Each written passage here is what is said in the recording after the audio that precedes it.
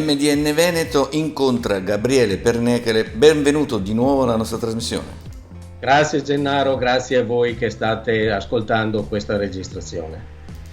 Allora, in questo periodo di tristezza dal punto di vista emotivo, dove la difficoltà non è solo quella epidemiologica ma anche quella economica, con Gabriele Pernechele vogliamo parlare di un argomento in particolare. Parliamo di fondi europei. In questo periodo chi tira la giacca di qua, chi tira la giacca di là, l'Europa sì, Europa no, soldi sì, soldi no. Cerchiamo di fare un po' di chiarezza su quello che viene definito questo strumento importante del Recovery Fund.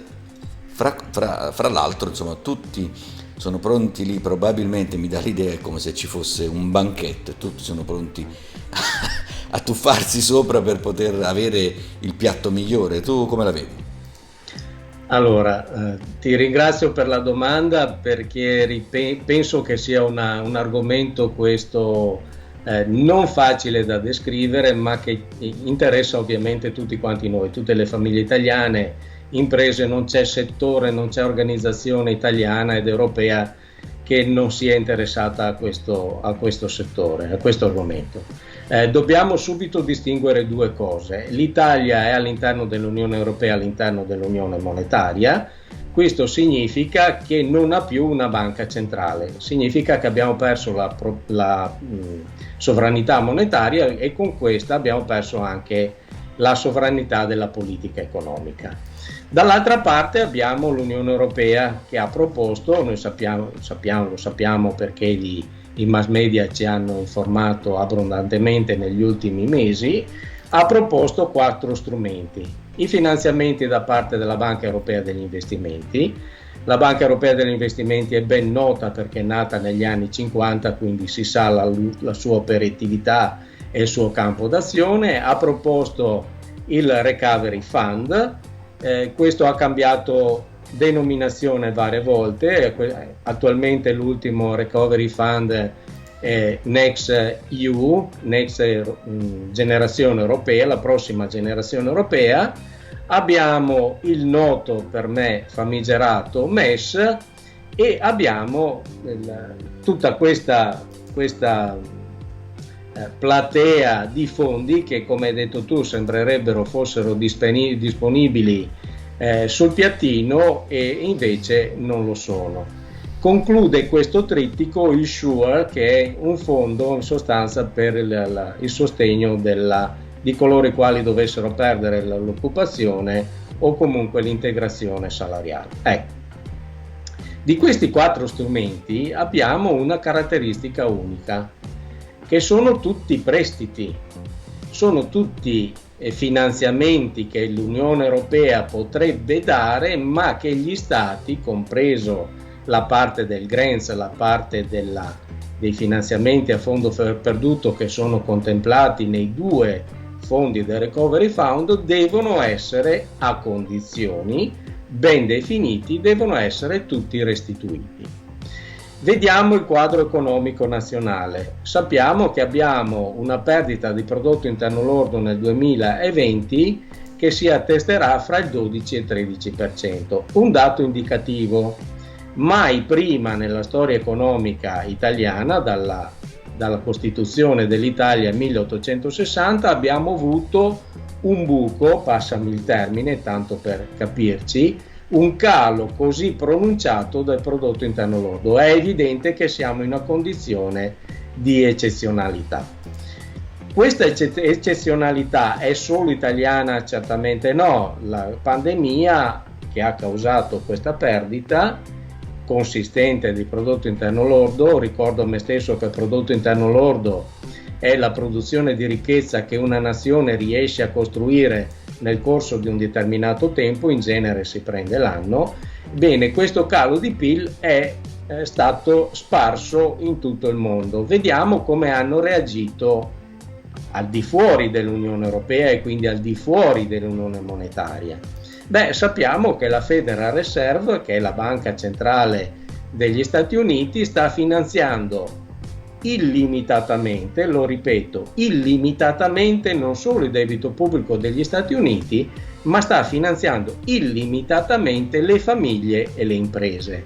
Perché ho citato prima le famiglie? Ma è evidente, perché le famiglie sono coloro i quali sostengono la domanda aggregata. Che cosa si intende per domanda aggregata? Si intende tutta la richiesta complessiva di beni e servizi. È evidente, faccio il caso personale che così nessuno si sente coinvolto, è evidente che quest'anno, come negli anni precedenti, non posso permettermi di andare in ferie, è evidente che il ristoratore, l'albergatore di cui io non faccio richiesta di beni e servizi non potrà fare fatturato e non potrà pagare le imposte e tasse. Bene, che cosa succede all'interno dell'Unione Europea? Tutti gli stati che hanno volutamente abbandonare la sovranità monetaria non possono più aderire, non hanno più a disposizione gli strumenti tipici degli stati sovrani che hanno ancora la leva monetaria, quindi non possono più, adesso uso un termine tecnico ma cercherò di spiegarlo in termini comprensibili a tutti, soprattutto a chi sta parlando, non può più monetizzare il proprio debito pubblico. Che cosa succede? Siamo in un periodo di crisi, abbiamo una perdita del prodotto interno lordo molto profonda, mai verificatasi prima. Bene, emettiamo debito pubblico, la parte del debito pubblico che non viene acquistata dal mercato internazionale, quindi risparmiatori domestici ed investitori risparmiatori internazionali, viene acquistata la parte residua ovviamente viene acquistata dalla Banca Centrale Nazionale. Che cosa significa? In termini brutali, in termini molto semplici, stampo moneta e finanzio il debito pubblico, finanzio la domanda aggregata, finanzio in sostanza illimitatamente la caduta del prodotto interno lordo. Questo non si può fare in Italia, così come tutti nei paesi che sono aderenti all'Unione Monetaria. Dall'altra parte che cosa abbiamo? Abbiamo questi fondi, queste disponibilità.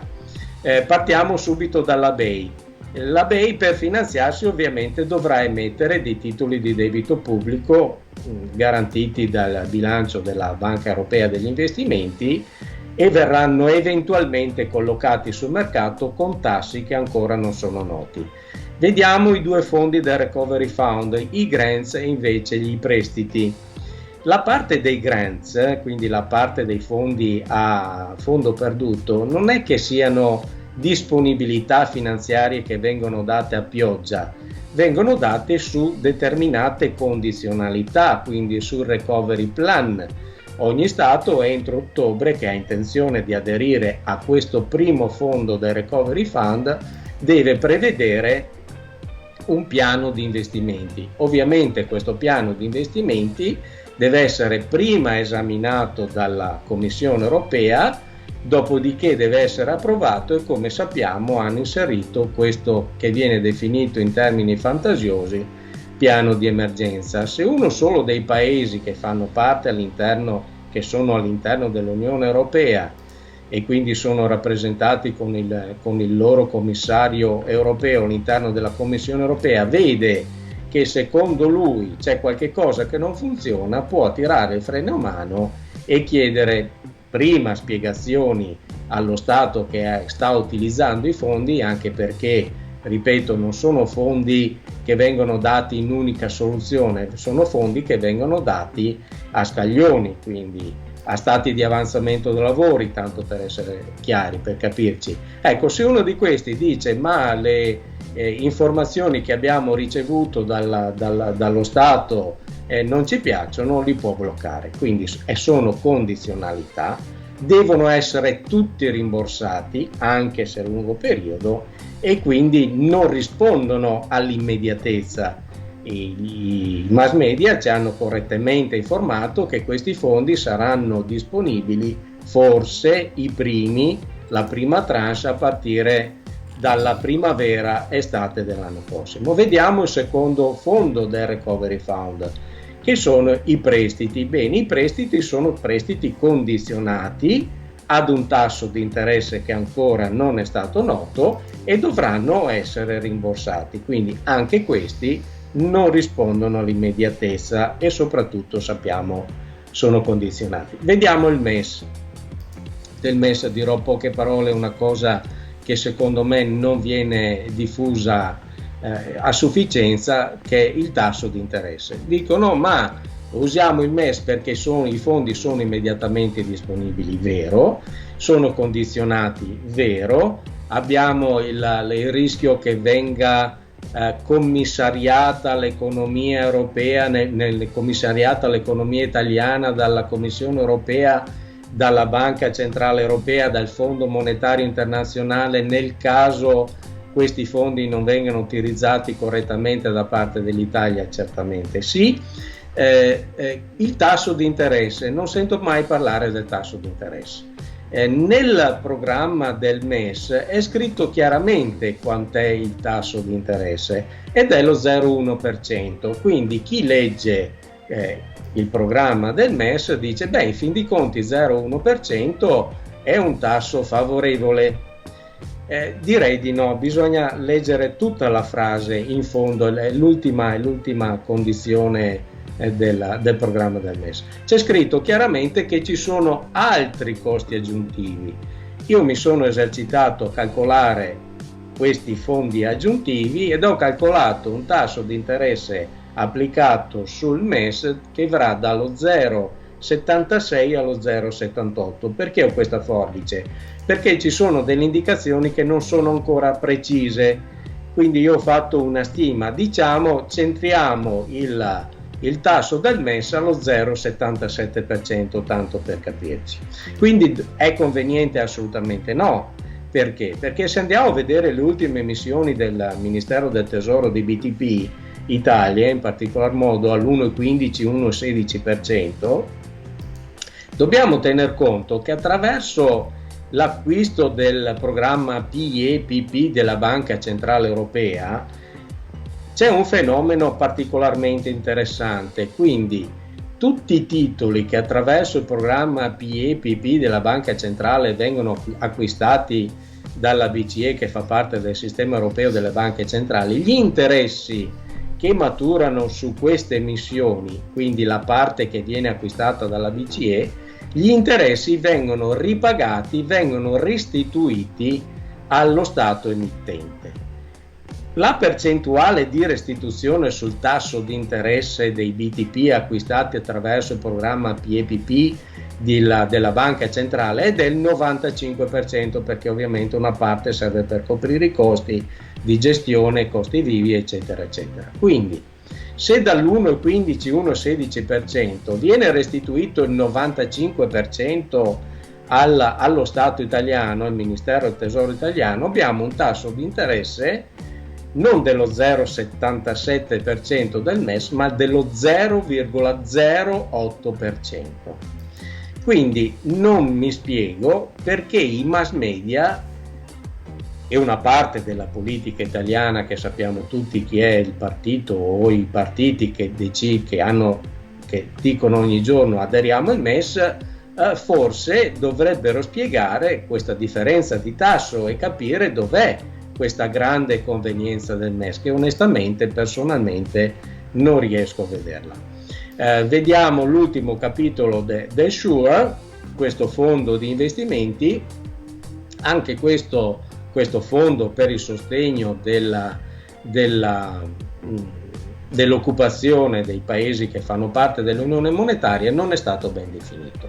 È chiara una cosa, non perché lo dica Pernecchia e Gabriele, che ovviamente non ha voce in capitolo. Giusto ieri, in audizione pubblica al Senato, il ministro dell'economia Gualtieri ha detto che tutti questi prestiti, nessuno escluso, sottolineo nessuno escluso, sono crediti senior.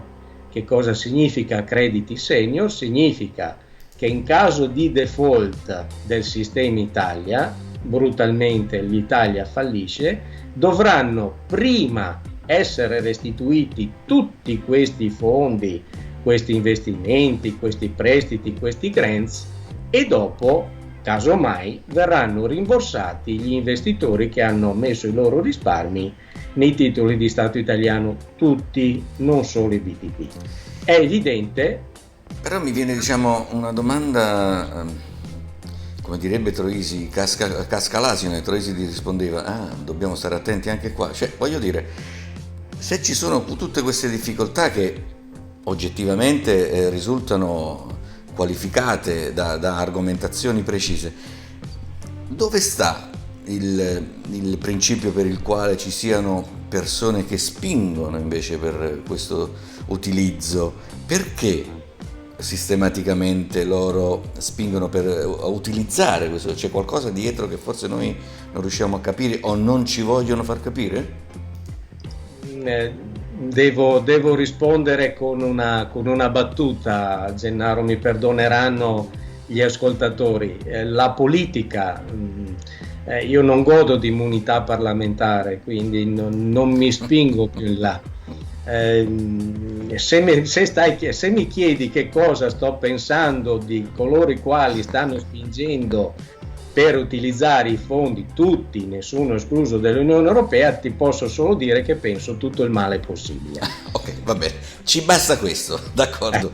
Ho compreso fino in fondo qual è il tuo messaggio e qual è il tuo pensiero. Non sono paragnosta, però insomma credo di aver capito dove vuoi. Qual è? L'ultima battuta, perdonami. Sì. Se qualcheduno è disposto e pare che di questi fondi non possiamo farne a meno. Se l'Italia è la famosa Italia della P24, degli spaghetti e del mandolino o della pizza, se noi per anni abbiamo sempre fatto le cicale, se i mainstream ci hanno definito come uno dei paesi PIGS, l'acronimo inglese che significa maiali, altri invece hanno utilizzato sempre l'acronimo inglese Gypsy, quindi zingari. Ma perché ci spingono a chiedere questi fondi sapendo che li danno dei paesi, fra virgolette, maiali? Non è la mia definizione, uso la definizione del mainstream, o dei Gypsy. Qual è la garanzia? Se Perneckel e Gabriele si presenta in banca e chiede un prestito, il bancario, o meglio il banchiere, mi chiede subito delle garanzie, perché altrimenti mi dice: guardi, mi dispiace, e vada da qualche altra parte perché ha sbagliato negozio. Quale potrebbe essere questa garanzia? Perché siamo porci, siamo zingari, abbiamo sempre vissuto al di sopra delle nostre capacità, la nostra produzione industriale pare che non interessi. Io presumo che una garanzia ci debba essere, che sia il debito pubblico italiano no, che sia la ricchezza degli italiani sì. Quanto hanno gli italiani fra depositi e conto corrente? Circa 1.400 miliardi su 2.400 miliardi di debito pubblico, quindi significa che il debito privato rispetto al debito pubblico è infinitesimo. Noi come popolazione abbiamo un risparmio molto più alto rispetto al debito privato dei paesi che ci definiscono PIGS, ma poi abbiamo anche un patrimonio immobiliare che è stimato di circa 6.400 miliardi, quindi siamo a 7.800 miliardi. Che sia questa la garanzia? Se è questa la garanzia, è evidente che una volta, almeno dal mio punto di vista, una volta che l'Italia avrà accettato uno o più, io sono convinto che l'Italia accetterà sia il Recovery Fund nei due fondi sia il MES, è evidente che la garanzia verrà riscossa dalla comunità europea. Spero che gli italiani non conoscano una patrimoniale dovuta al fatto che ci siamo indebitati, dovuta al fatto che la Commissione europea conosce perfettamente la situazione patrimoniale degli italiani, conosce perfettamente che quando uno Stato ha perso la propria sovranità monetaria, ha perso la propria politica economica, è uno Stato con cui ci si deve raffrontare sa che il debito privato è praticamente inesistente al debito privato degli altri paesi, sa che può agire ancora una volta sulla politica in modo tale da escutere la garanzia che deve prestare una volta che un debitore si è accollato un debito. Ok. Insomma, è preoccupante questa analisi che ci hai fornito, però diciamo questi sono i fatti. Ok, Gabriele, grazie di essere stato nostro ospite e di averci illuminato su questi argomenti che spesso sono tecnici e probabilmente dal mainstream, come dicevi anche tu, ci inondano di argomenti per confonderci le idee, e quindi probabilmente quando poi ci dicono vabbè, e allora che facciamo? Allora fate voi, e ci costringono poi ad accettare scelte che magari, avendone conoscenza, avremmo potuto evitare. C'è sempre Gennaro Pasquarello che supplisce al mainstream, quindi grazie ancora, grazie a coloro i quali ci hanno dato il loro tempo per seguirci. Grazie Gabriele, alla prossima occasione. Grazie a te, alla prossima. Mayday, mayday, up and shoot, mayday.